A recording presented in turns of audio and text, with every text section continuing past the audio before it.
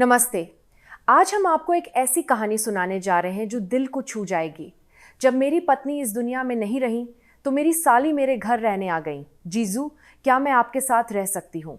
उसने मुझसे पूछा और इस तरह शुरू हुआ एक अनूठा सफ़र। क्या हमारे रिश्ते में कुछ और भी था? आइए मेरे साथ इस कहानी को जानें। लाइक, सब्सक्राइब और बेल आइकन दबाना न भूलें। बसंत का मौसम आ गया था। मैंने खिड़की के बाहर खिले हुए टेसू के फूलों को देखा, लेकिन मेरा दिल आज भी उदास था। क्या हम थोड़ी हवा खाने बाहर चलेंगे? ये बात मेरी पत्नी संध्या ने मुझसे कुछ साल पहले पूछी थी। उस दिन मैंने संध्या को व्हीलचेयर पर बैठाया और हम पार्क में घूमने गए। ठंडी हवा चल रही थी और संध्या के छोटे छोटे बालों को हिला रही थी। कीमोथेरेपी से झड़ गए बालों की जगह पतले और मुलायम बाल धूप में चमक रहे थे। कितनी अच्छी खुशबू है ना? संध्या ने मुस्कुराते हुए कहा। मैं आज भी उस पल को नहीं भूल सकता। मेरी आंखों में आंसू भर आए और मैंने सिर हिला दिया। वह पल इतना मार्मिक और दुखद था। बस जिंदा रहना और एक दूसरे के साथ होना ही उस वक्त की सबसे बड़ी खुशी थी। हमारी शादी को 15 साल हो गए थे और कोई बच्चा न होने के बावजूद हम दोनों एक दूसरे के लिए काफ़ी थे। संध्या हमेशा मेरी सबसे अच्छी दोस्त और ताकत थी। बचपन से ही उसने अपने परिवार का सहारा बनी थी और बड़ी होकर भी उसने मुझ पर विश्वास किया। मैं हमेशा उसका सम्मान और प्यार करता था। उस दिन पार्क का पूरा चक्कर लगाने से पहले ही संध्या थक गई थी। उसके गाल लाल हो गए थे। उसकी पतली कलाई और कमज़ोर कंधे देखकर मैंने धीरे से पूछा, संध्या, क्या हम घर चलें? उसने सिर हिलाया। उस वक्त मुझे नहीं पता था कि यह हमारी आखिरी सैर होगी। इसके कुछ समय बाद संध्या हमें छोड़कर चली गई। उसने अपनी छोटी बहन गीता को अपनी बेटी की तरह पाला था, इसलिए गीता अपनी दीदी से बहुत प्यार करती थी। कभी कभी गीता सप्ताहांत में हमारे घर आती थी और हम साथ में खाना खाते थे। वो थोड़ी जिद्दी और बचकानी थी, लेकिन उसकी हंसी से संध्या को और मुझे बहुत खुशी मिलती थी। जब संध्या बीमार हुई तो गीता अक्सर हमारे घर आती थी। वह घर के काम में मदद करती थी और संध्या के पास बैठकर उसे पुरानी कहानियां सुनाती थी। मैं गीता की बहुत इज्जत करता था। संध्या के चले जाने के बाद जिंदा रहना भी मेरे लिए मुश्किल हो गया था। सांस लेना, खाना खाना और यहाँ तक कि स्कूल जाकर पढ़ाना भी मेरे लिए एक बोझ बन गया था। संध्या का इस्तेमाल किया हुआ चाय का कप, सोफे पर रखा उसका दुपट्टा, बाथरूम में रखा उसका छोटा सा पिन, सब कुछ वैसा ही था। ऐसा लग रहा था कि समय थम गया है। मैं बस हर दिन को काट रहा था। ऐसे ही 2 साल बीत गए। कभी कभी मुझे हैरानी होती थी कि ये समय इतनी तेजी से कैसे निकल गया। संध्या की यादों से भरे इस घर में मैं आधा जिंदा था और आधा मरा हुआ। फिर एक बसंत के दिन गीता फिर से घर आई। उस दिन संध्या की बरसी थी। गीता पहले से थोड़ी दुबली लग रही थी, लेकिन उसकी आंखों में वही चमक थी। जीजू, दीदी से मिलने चले? गीता ने धीरे से पूछा। हम फिर से संध्या से मिलने गए। उसकी कब्र पर गीता रोने लगी। वह एक छोटे बच्चे की तरह रो रही थी और उसे देखकर मेरा दिल भी भर आया। मैं उसके बगल में चुपचाप खड़ा रहा और धीरे से कहा, संध्या, हम तुम्हें आज भी बहुत याद करते हैं। हम काफ़ी देर तक वहाँ खड़े रहे। हवा धीरे धीरे चल रही थी और दूर कहीं एक कोयल की आवाज़ सुनाई दे रही थी। घर लौटते समय गीता ने धीरे से कहा, जीजू, क्या मैं कुछ दिनों के लिए यहाँ रह सकती हूँ? मैं जवाब नहीं दे सका। मैं मना भी नहीं कर पाया। गीता की आंखें सूजी हुई थीं और वह मुझे बेबसी से देख रही थी। ठीक है, कुछ दिन रुककर चली जाना, मैंने अनजाने में ही कह दिया। और इस तरह गीता मेरे घर में रहने लगी। पहले मुझे लगा कि वह बस कुछ दिनों के लिए रहेगी, लेकिन वह कुछ दिन उम्मीद से ज़्यादा लंबे हो गए। गीता एक छोटा सा बैग लाई थी जो उसने एक कोने में रख दिया था। उस छोटे से सामान ने घर में एक नई जान फूंक दी। इस जानी पहचानी खामोशी में एक नई गर्माहट महसूस हुई। मुझे महसूस हुआ कि मेरा घर और मेरा दिल दोनों धीरे धीरे बदल रहे हैं। संध्या के जाने के बाद यह घर ठहरा हुआ था। धूप की रोशनी, संध्या के पसंदीदा गमले, किचन सिंक के बगल में रखा उसका चाय का कप, सब कुछ वैसा ही था, जैसे धूल जम रही हो और पर्दे धूप में फीके पड़ रहे हों। मानो सब कुछ संध्या के वापस आने का इंतजार कर रहा हो। जब गीता घर में आई और अपना सामान रखा तो मुझे अजीब सा लगा। घर में एक नई शैम्पू की खुशबू, नए कदमों की आहट और किसी का फ्रिज का दरवाज़ा खोलना बंद करना, ये सब कुछ मुझे अजीब लग रहा था। ये सब कुछ मेरे और संध्या की दुनिया को धीरे धीरे बदल रहा था। लेकिन साथ ही मुझे इंदा होने का एहसास भी हुआ। ये सुनकर अजीब लगता है ना? दुख के बोझ तले दबी हुई मेरी जिंदगी में किसी के होने का एहसास मेरे दिल को छू रहा था। गीता बहुत सावधान रहती थी। वह घर में धीरे धीरे चलती थी और मुझसे पूछकर ही घर की सफाई करती या खाना बनाती थी। उसकी यह मासूमियत मुझे अच्छी लगती थी और मैं उसका आदर करता था। जीजू, आज रात का खाना मैं बनाऊंगी, गीता ने धीरे से मुस्कुराते हुए कहा और वह किचन में चली गई। सिंक के पास खड़ी गीता की पीठ को देखकर मुझे एक पल के लिए संध्या की याद आ गई। छोटे बाल, पतले कंधे और खाना बनाते समय घबराहट, सब कुछ संध्या जैसा था। मैंने जल्दी से अपना चेहरा दूसरी तरफ घुमा लिया। गीता गीता थी और संध्या संध्या। मुझे उन दोनों को एक साथ नहीं देखना चाहिए था। हम दोनों ने साथ में सादा खाना खाया, राजमा, रोटी और अचार। ये वही खाना था जो संध्या के समय अक्सर बनता था। जीजू, आप ज्यादा नहीं खा रहे हैं? गीता ने धीरे से पूछा। मैंने जबरदस्ती मुस्कुराया और चम्मच उठा लिया। नहीं, ये बहुत स्वादिष्ट है। गीता ने राहत की सांस ली और मुस्कुराई। उसकी मुस्कान भी संध्या जैसी थी और मेरा दिल टूट गया। खाना खाने के बाद गीता धीरे से घर में घूम रही थी। वह संध्या की तस्वीर के सामने काफी देर तक खड़ी रही। तस्वीर में संध्या मुस्कुरा रही थी। दीदी हमेशा मुस्कुराती रहती थी। गीता की आवाज कांप रही थी। मैं कुछ नहीं कह पाया और चुपचाप उसके बगल में खड़ा रहा। मैं उन दोनों के पलों में दखल नहीं देना चाहता था। उस रात मैं बिस्तर पर लेट गया, लेकिन मुझे नींद नहीं आ रही थी। गीता का घर में होना मेरे दिल को बेचैन कर रहा था। मैं संध्या को भूलना नहीं चाहता था और नहीं भूल सकता था, लेकिन मैं इस अकेलेपन को भी नकार नहीं सकता था। देर रात मुझे लिविंग रूम से हल्की सी आहट सुनाई दी तो मेरी आंख खुल गई। मुझे लगा कि गीता को भी नींद नहीं आ रही है। इस खाली घर में गूंजती हुई हल्की हल्की आवाज़ों के बीच मैंने सोचा, क्या मैं सच में इंदा हूँ? गीता को मेरे घर में रहते हुए कुछ दिन हो गए थे। शुरुआत में सब कुछ अजीब था। पुरानी खामोशी की जगह अब किचन में बर्तनों की खनखनाहट, सोफे पर धीमी सांसों की आहट और बाथरूम में पानी की आवाज़ सुनाई देने लगी थी। सुबह गीता मुझसे पहले उठकर खाना बनाती थी। वह सिंक के सामने खड़ी होकर अपने बाल बांधती और जल्दी जल्दी काम करती थी। मैं सोफे पर बैठकर अखबार पढ़ता था। जीजू, कॉफ़ी लेंगे? जब गीता धीरे से पूछती तो मैं सिर हिला देता। वह मुस्कुराकर मुझे कॉफ़ी बनाकर देती थी। जब भी मैं गर्मा गर्म कप लेता तो मुझे लगता कि इस घर में फिर से गर्माहट लौट आई है। जब मैं शाम को वापस आता तो गीता लिविंग रूम के सोफे पर टीवी देख रही होती। वह ड्रामा देखते हुए अकेले हंसती थी और जब मैं अंदर आता तो वह जल्दी से रिमोट नीचे रखकर सीधी बैठ जाती थी। मुझे गीता का ये तरीका थोड़ा अजीब लगता था, लेकिन ये मुझे बुरा नहीं लगा। एक दिन हम साथ में टहलने गए। हम पार्क में धीरे धीरे चल रहे थे और गीता अपने हाथ जेब में डालकर धीरे धीरे चल रही थी। जीजू, ये जगह बिल्कुल वैसी ही है जैसी पहले थी, गीता ने धीरे से कहा। मैंने सिर हिलाया। हाँ, यहाँ कुछ भी नहीं बदला। यह वही जगह थी जहाँ मैंने संध्या के साथ आखिरी बार सैर की थी और टेसू के फूल भी वैसे ही खिले हुए थे। उस दृश्य को देखकर मैंने लंबी सांस ली।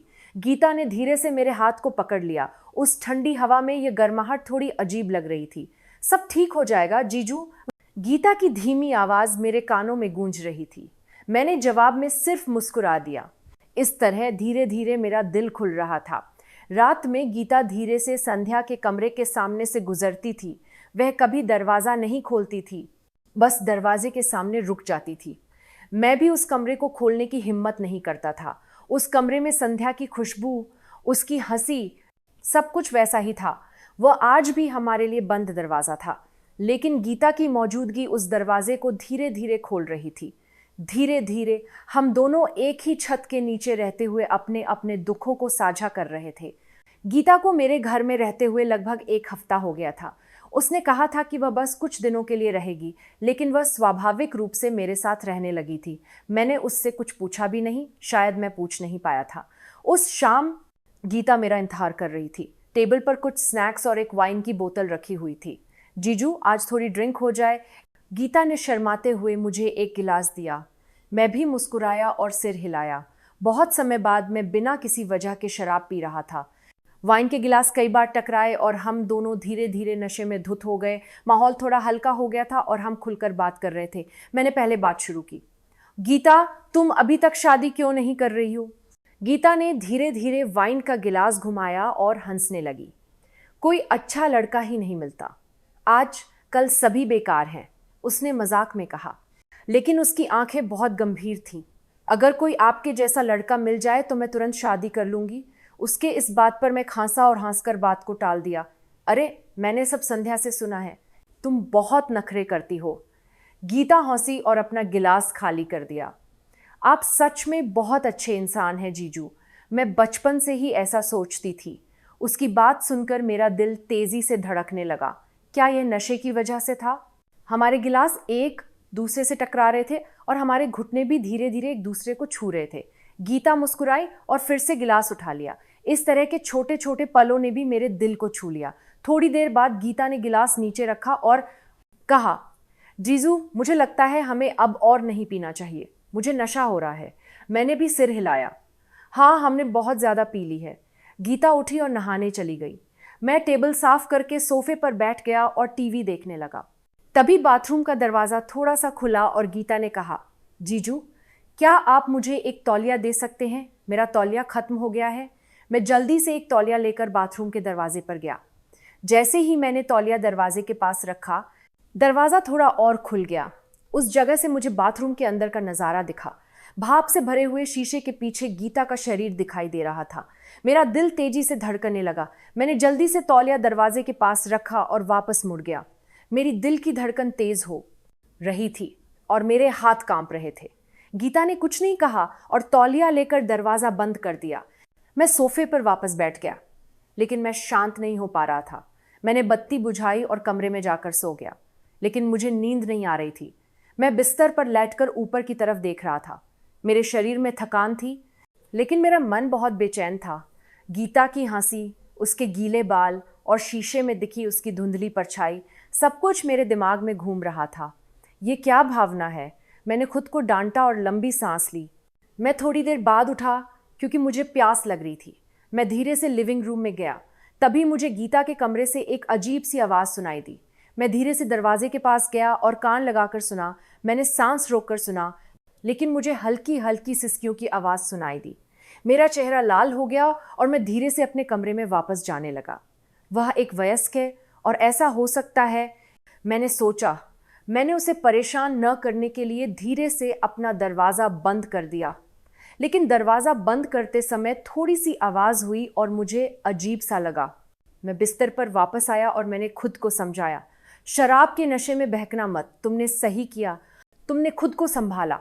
मैं थक कर सो गया, लेकिन थोड़ी देर बाद किसी के होंठ मेरे होंठों पर लगे। मैं चौंक कर उठा और सामने गीता थी। उसने अपने सारे कपड़े उतार दिए थे और लाल चेहरे से मुझे चूम रही थी। जीजू, मैं अब और नहीं सह सकती। गीता ने कांपते हुए मेरे शरीर को छुआ। मेरा दिमाग सुन्न हो गया था और मैं हैरान होकर देख रहा था। उस रात हम दोनों ने एक दूसरे के अकेलेपन और इच्छा को दिल से गले लगाया। जब मेरी आंख खुली तो गीता मेरे पास नहीं थी। मैंने सोचा कि यह एक सपना था, लेकिन कंबल की गर्माहट अभी भी वहां थी। कमरे में शैम्पू की खुशबू और सुबह की धूप थी।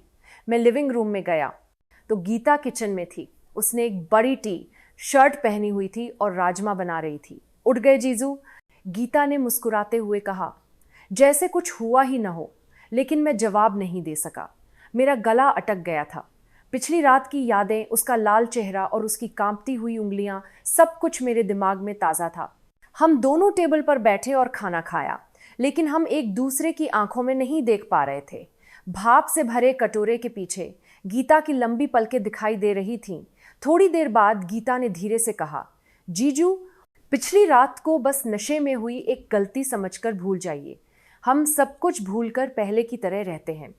गीता की आवाज़ में एक आत्मविश्वास था, लेकिन उसके हाथ कांप रहे थे। मैंने सिर हिला दिया। मुझे ऐसा करना ही था, तभी हम दोनों खुद को टूटने से बचा सकते थे।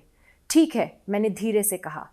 उस एक शब्द में अफसोस, राहत और उदासी सब कुछ था। खाना खत्म करने के बाद गीता धीरे से अपने कमरे में चली गई। मैं खाली टेबल को देख रहा था। मैंने क्या कर दिया? मैंने सोचा, मैं संध्या से प्यार करता था और आज भी करता हूँ, लेकिन अकेलापन इंसान की कमजोरियों को बहुत आसानी से पकड़ लेता है। थोड़ी देर तक मैं बैठा रहा, फिर मैंने अपना फ़ोन उठाया।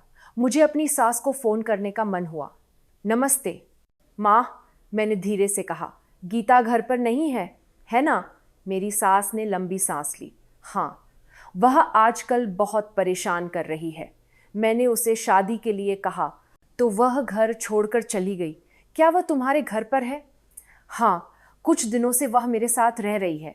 ठीक है, धन्यवाद, मैं उसे लेने आऊंगी। फ़ोन रखने के बाद मैंने लंबी सांस ली। मेरे सीने पर भारी बोझ था। मुझे डर था कि मैं गीता को फिर कभी नहीं देख पाऊंगा, लेकिन मेरा दिमाग कहता था कि यही सही रास्ता है। मैंने चुपचाप अपने हाथ बंद कर लिए। खिड़की के बाहर सूरज चमक रहा था, लेकिन मेरा दिल आज भी सर्दी की तरह ठंडा था। सास से बात करने के बाद मैं सोफे पर बैठ गया। गीता किचन में थी और वह हमेशा की तरह मुस्कुरा रही थी। वह रात के खाने के बारे में सोच रही थी। जीजू, आज रात को क्या खाएंगे, राजमा या चना दाल? मैं हिचकिचाया और मुश्किल से जवाब दिया, कुछ भी चलेगा। मैं अपनी सास के आने की बात उसे नहीं बता सका। मेरे मुंह से शब्द बाहर नहीं आ रहे थे। उस शाम मेरी सास का एक मैसेज आया, एक दोस्त के पति का देहांत हो गया है, इसलिए मैं आज नहीं आ पाऊंगी। अंतिम संस्कार के बाद आऊंगी। कुछ और दिनों के लिए गीता का ध्यान रखना। मैंने मैसेज पढ़ा तो मेरा दिल अजीब सा हो गया। मुझे लगा कि यह स्थिति जल्दी खत्म हो जानी चाहिए थी, लेकिन जब पता चला कि ये कुछ और दिनों के लिए जारी रहेगी तो मुझे राहत मिली। मैंने चुपचाप अपना फ़ोन नीचे रख दिया। देर शाम मैं तौलिए सुखा रहा था। तभी मुझे तौलियों के बीच गीता का अंडरवियर मिला। मुझे हैरानी हुई, लेकिन मैंने कुछ न दिखाने का नाटक किया और उसे सावधानी से सुखा दिया। तभी गीता वहां से गुजरी और उसने मुझे देखा। जीजू, मुझे माफ़ करना, मैं नहाने के बाद इसे सुखाने जा रही थी, लेकिन भूल गई थी। गीता ने शर्म से अपना चेहरा झुका लिया। ठीक है, ऐसी चीज़ें तो होती रहती हैं, मैंने ये कहा, लेकिन बाथरूम में देखे हुए उसके शरीर और उस रात की याद मेरे दिमाग में घूम गई। उस पल को याद करके मेरे हाथ कांप रहे थे। मुझे लगा कि अब और नहीं हो सकता, तो मैंने उस शाम बाहर जाने का बहाना बनाया। मेरे पास रात में एक मीटिंग है, इसीलिए मैं बाहर जा रहा हूँ। ठीक है जीजू, ध्यान रखिएगा, गीता ने मुस्कुराते हुए कहा। मैं एक ढाबे पर बैठा और एक कटोरा नूडल्स ऑर्डर किया और शराब पीने लगा। मैं अकेले खुद से बात कर रहा था। ये मैंने क्या किया? ये बस एक गलती थी, इसे भूल जाओ, मैंने खुद को समझाया। मैंने कई बोतलें खत्म कर दी और लड़खड़ाते हुए एक जनरल स्टोर से 4 बियर खरीदी। मैं घर जाकर तुरंत सोना चाहता था, इसलिए मैं घर के पास एक बेंच पर बैठकर बियर पीने लगा। तभी मेरा फ़ोन बजा। गीता का फ़ोन था। वह मुझसे पूछ रही थी, जीजू कहाँ हैं आप? वह रात का खाना खरीदने के लिए जनरल स्टोर गई थी और उसने पार्क से मेरे गाने की आवाज़ सुनी थी। जीजू, आप यहाँ क्या कर रहे हैं? गीता ने लंबी सांस ली और मेरे पास आकर मुझे सहारा दिया। आपने बहुत पी रखी है, चलिए घर चलते हैं। गीता के सहारे मैं मुश्किल से घर पहुंचा। जब उसने मुझे बिस्तर पर लिटाया तो मैं पूरी तरह से बेसुध था। गीता मुझे कंबल ओढ़ाने जा रही थी, लेकिन वह रुक गई। उसी वक्त मैंने बेहोशी में उसका हाथ पकड़ लिया। गीता चौंक गई और उसने मुझे देखा। जीजू, उसके पूछने से पहले ही मैंने उसका हाथ कसकर खींचा। गीता अपना संतुलन खो बैठी और मेरे ऊपर गिर गई। हम कुछ देर तक एक दूसरे की सांसों को महसूस करते हुए रुके रहे। फिर मैंने धीरे से गीता को चूम लिया। वह हैरान होकर कांप गई, लेकिन जल्द ही उसने मेरे होंठों पर जवाब दिया। समझदारी, नैतिकता और अपराध बोध सब कुछ उस पल खत्म हो गया था। उस रात हम दोनों ने सारी सीमाओं को पार कर दिया। हमारी त्वचा आग की तरह गर्म थी और हमारी सांसें एक दूसरे से टकरा रही थीं। गीले और चिपचिपे पसीने से हमारे शरीर भीग गए थे। हमारी सांसें, कंपन, गर्मी और खुशबू सब कुछ एक दूसरे में मिल गया था। हम बहुत देर तक एक दूसरे को गले लगाते रहे। सुबह की धूप खिड़की से कमरे में आ रही थी। मेरी आंख खुली और मैंने सबसे पहले अपनी बाह पर एक गर्म बोझ महसूस किया। मैंने सिर घुमाया तो गीता मेरे बाह पर सिर रखकर धीरे से सांस ले रही थी। उसकी सांसों से मेरे बाह पर गुदगुदी हो रही थी। उसके शरीर की गर्माहट मेरे पूरे शरीर में फैल रही थी और मैं अपनी भावनाओं को बता नहीं सकता था। उसके बिखरे हुए बाल, धूप में चमकता हुआ चेहरा और उसका धीरे धीरे ऊपर नीचे होता हुआ सीना, सब कुछ संध्या जैसा लग रहा था। जब मैंने अपनी पत्नी के बारे में सोचा तो मेरा दिल थोड़ा दुख से भर गया, लेकिन ये दर्द ज्यादा देर तक नहीं रहा। उस पल मेरे पास बैठी ये गर्म और इंदा इंसान गीता का शरीर मेरे सारे तर्क को खत्म कर रहा था। मैंने धीरे से अपना शरीर हिलाया। गीता शर्माते हुए गोल गोल घूम गई। उसके अचानक चलने से मेरा शरीर भी हिल गया। सुबह होने की वजह से मेरे शरीर का निचला हिस्सा मजबूत हो गया था। मैंने एक हाथ से गीता को पकड़ा और मेरा दूसरा हाथ उसके सीने पर था। उसकी नरम और गर्म त्वचा को मैंने अपने हाथ में महसूस किया। गीता थोड़ी सी हिली, लेकिन उसने विरोध नहीं किया। मैंने सांस रोककर अपना दूसरा हाथ उसकी टांगों के बीच ले गया। मैंने धीरे से उसकी जांघों को सहलाया। उसका शरीर अकड़ गया। गीता की सांसें तेज हो रही थीं और उसका शरीर थोड़ा सा अकड़ गया था। मैंने एक हाथ से गीता की कमर को खींचा। गीता का निचला हिस्सा मेरे कमर से छू गया और मैं धीरे से, लेकिन अब और नहीं सहते हुए, अपने मजबूत हुए हिस्से को उसके बीच में डाल दिया। शांत सुबह में हमारे शरीर से बस सांसों की आवाज ही सुनाई दे रही थी। बिना कुछ कहे हमने धीरे धीरे एक दूसरे को स्वीकार कर लिया।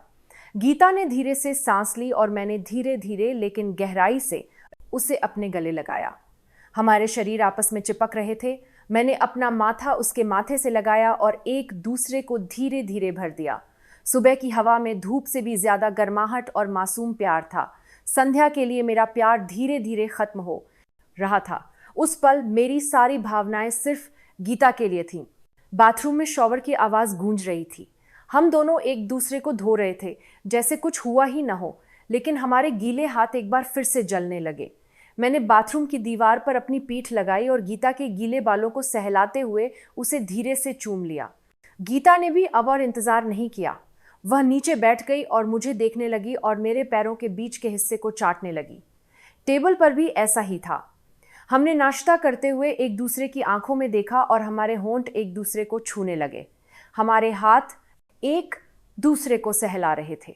नाश्ते में बची हुई दाल भी ठंडी नहीं हुई थी, क्योंकि हम दोनों आग की तरह जल रहे थे। हमारी बातचीत धीरे धीरे कम हो गई थी। हम सिर्फ आंखों और शरीर से ही एक दूसरे को महसूस कर रहे थे। ऐसे ही एक दिन और बीत गया। हमारी आंखें एक दूसरे को और गहराई से देखने लगी थीं। हमारा कमरा, बाथरूम, सोफा, किचन, घर का हर कोना हमारे लिए हमारी दुनिया बन गया था। फिर तीसरे दिन दोपहर में मुझे अचानक मेरी सास का चेहरा याद आया। वह अपनी बेटी को लेने आने वाली थी और अब ये सच्चाई की तरह लग रहा था। मैंने अभी तक गीता को बताया नहीं था कि मेरी सास उसे लेने आने वाली है। मेरा दिल दुख से भर गया। गीता को गले लगाने का ये समय इतना गर्म और कीमती था कि मुझे डर लग रहा था। मैंने गहरी सांस ली। गीता कमरे में कपड़े बदल रही थी। मैं उसे देखकर अपनी आंखें हटा नहीं पा रहा था। वह इतनी खूबसूरत लग रही थी, लेकिन मुझे पता था कि ये समय, ये खुशी ज्यादा देर तक नहीं रहेगी। तभी दरवाजे की घंटी बजी। मेरा दिल डर से बैठ गया। मैं हिचकिचाया और धीरे से उठा। मैंने दरवाज़ा खोला और मेरी सास सामने खड़ी थी। उन्होंने एक छोटा सा बैग पकड़ा हुआ था और उनका चेहरा बहुत कठोर था। नमस्ते माँ, मैंने मुश्किल से कहा। सास ने सिर हिलाया और बिना कुछ कहे लिविंग रूम में आ गई। गीता अभी भी कमरे में थी। उसे यह नहीं पता था कि उसकी माँ उसे लेने आ गई हैं। लिविंग रूम में बैठी मेरी सास सोफे पर अपनी पीठ टिकाकर छोटी छोटी सांसें ले रही थी। मैं बगल में खड़ा था और मुझे समझ नहीं आ रहा था कि मैं क्या करूं। जीजू, रात के खाने में क्या बनाएं? गीता मुस्कुराते हुए कमरे से बाहर आई। फिर उसकी नज़र लिविंग रूम में बैठी मेरी सास पर पड़ी। गीता के कदम वहीं रुक गए। माँ, गीता ने यकीन न आने वाले अंदाज में अपनी माँ को देखा। उसकी आंखें धीरे धीरे हिलने लगीं। गीता ने हैरान होकर मुझे देखा। उसकी आंखों ने पूछा, आपने मुझे क्यों नहीं बताया? मैं कुछ नहीं कह सका। मैंने अपना गला साफ किया और सिर झुका लिया।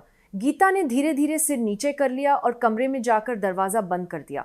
थोड़ी देर के लिए घर में एक भारी चुप्पी छा गई। मेरी सास ने लंबी सांस ली और धीरे से कहा, मैं तुम्हारी परेशानी समझती हूँ, इसलिए जल्दी लेने आ रही थी। धन्यवाद दामाद। गीता थोड़ी ज़िद्दी है, लेकिन उसका दिल बहुत नरम है। उसकी बात सुनकर मेरा दिल दुख से भर गया। संध्या को खोने के बाद मुझ पर तरस खाकर मेरी सास ने मुझे धन्यवाद दिया, लेकिन मैंने संध्या की बहन के साथ ही ऐसा किया था। इस पल मुझे खुद पर गुस्सा आ रहा था। सांस लेना भी मुश्किल था। सोफे पर बैठी मेरी सास को कुछ भी पता नहीं था। उन्होंने कहा, जाओ गीता से कहो कि वह सामान पैक कर ले और कहो कि वह तुम्हें और परेशान न करे और घर वापस चले। मैंने भारी मन से सिर हिला दिया। कमरे में गीता एक सूटकेस खोलकर अपने कपड़े रख रही थी, लेकिन उसके हाथ कांप रहे थे। हर एक कपड़े को मोड़ते समय उसकी सांसें तेज हो रही थीं। आखिरकार उसके हाथ से कपड़े नीचे गिर गए। जीजू, गीता ने धीमी आवाज में मुझे बुलाया। मैंने चुपचाप उसकी तरफ देखा। क्या आप जानते थे कि वह मुझे लेने आ रही हैं? गीता ने कांपती हुई आंखों से मुझे देखा। मैंने सांस ली और सिर हिलाया। उस पल गीता के होंठ कांपने लगे। आपने मुझे क्यों नहीं बताया? क्यों?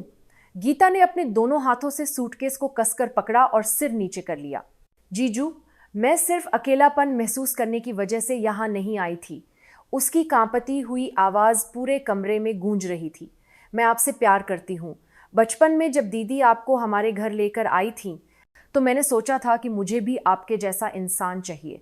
गीता ने अपने बिखरे हुए बालों को पीछे हटाया और बोलना जारी रखा। मैं दीदी से जलती थी क्योंकि उन्हें आप जैसा जीवन साथी मिला था, और जब दीदी चली गई और मैंने आपको अकेले देखा तो मैंने सोचा, क्या मैं आपकी तरफ नहीं रह सकती? मैं आपकी तरफ रहना चाहती थी। उसकी आवाज और भी कांपने लगी और उसके आंसू रुक नहीं रहे थे। और आप मुझे ऐसे ही छोड़ देंगे जैसे कुछ हुआ ही ना हो? गीता की आंखों में आंसू थे। मैं सच में थी, मेरा आपसे प्यार और वह रात, सब कुछ सच था। मैं कुछ नहीं कह सका। मैं जानता था कि मैं कुछ भी कहूंगा तो उससे गीता के दुख को कम नहीं कर सकता था। तभी मुझे लिविंग रूम से मेरी सास के खांसने की आवाज़ सुनाई दी। समय खत्म हो रहा था। गीता, अभी तुम्हारी माँ बाहर हैं, हम बाद में बात करेंगे, मैंने कहा। गीता ने अपने कपड़े सूटकेस में भरे और आखिर में कहा, ठीक है, मैं ही गलत थी। ऐसा कहकर उसने सूटकेस का जिप जोर से बंद किया और उसे खींचने लगी। लिविंग रूम से बाहर जाते समय उसने एक बार मुझे मुड़कर देखा।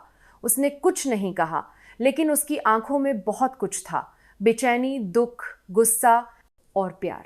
मैं वहां खड़ा रहा और कुछ नहीं कर सका। गीता ने सिर झुकाया और बिना कुछ कहे दरवाजे की तरफ बढ़ गई। उसके हर कदम से मेरा दिल टूट रहा था। दरवाजे पर पहुंचकर गीता थोड़ी देर के लिए रुकी। उसने सिर घुमाया और एक बार फिर से मुझे देखा। उसकी आंखें उम्मीद से भरी थीं, जैसे वह आखिरी बार कुछ चाहे इसकी मानी रही हो। मैं कुछ भी नहीं कह सका और नहीं कर सका, यहां तक कि मैं माफ करना भी नहीं कह पाया। गीता ने सिर झुकाया और दरवाजा खोलकर बाहर चली गई।